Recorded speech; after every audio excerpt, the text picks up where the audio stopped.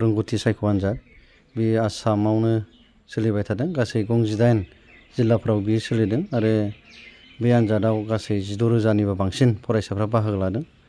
दुलाराय बर' फरायसा आफादनि नोजोरा बेनो जोंनि बर' बिजोंनि फरायसाफोरखौ जे मोनसे बादायलु गोसो एबा कम्पिटिटिभ जे मोनसे स्पिरिट बेखौ जोंनि फरायसाफोरनि गेजेराव सोनानै होनाय।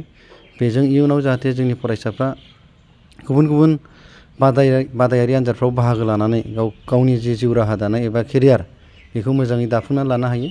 बे नोजोरखौ लानानैनो मिरु दुलाराय बर' फरायसा आफादा दिनै टेलेन्ट सार्च एग्जामखौ खुंबाय थादों। दा बेयाव आं मोनसे बाथ्राखौल' खावलायनो लुबैदों चिरां जिल्ला दुलाराय बर' फरायसा आफादनि जानानै जोंनि साफ्रोमबो दिथागिरि एबा बिमा बिफाफोरा गावबा गाव गथ'फोरखौ बे आनजादखौ होहोनाय फारसे मदद खालामनांगौ, बिसोरखौ थुलुंगा होनांगौ जाहाथे जोंनि फरायसाफ्रा बे आनजादाव जिरायनो हायो।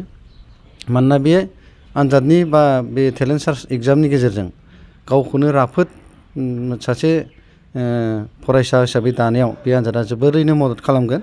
बेनिखायनो साफ्रोमबो बिमा बिफाया जाहाथे बे गावबा गाव गथ'फोरखौ बे आनजादाव जिरायनाय फारसे नोजोर होयो आरो बिसोरखौ बे आनजाद फारसे गोसो थुलुंगा होयो। बिनि थाखाय आङो गासै जोंनि बर' बिजोङाव फोरोंनाय गासै दिथागिरि बिमा बिफाफोरखौ खावलायहरदों आरो फैबाय थानाय समाव जोंनि साफ्रोमबो लाइमोनफोरनि गोसोआव जि मोनसे कम्पिटिटिभ मोनसे जि सानस्रि एबा गोसो बेखौ दानानै होनाय, बियो बयबो जुदि नोजोर लायोबा थारैनो जों मोनसे समाव जोंनि बर' लाइमोनफ्रा गावबा गाव केरियार दानायाव जाफुंसारनो हागोन। आरो दिनैनि जे बादायलायनाय मुगायाव बियो जोबोद इम्परटेन्स मोनसे हाबाफारि जायखौ दुलाराय बर' फरायसाफोरा गोथौ आरो गुवार मोनसे थांखिखौ लानानै बे आनजादखौ खुंफुंदों।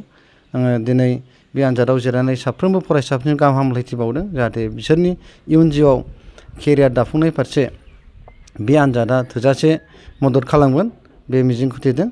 बेखिनि।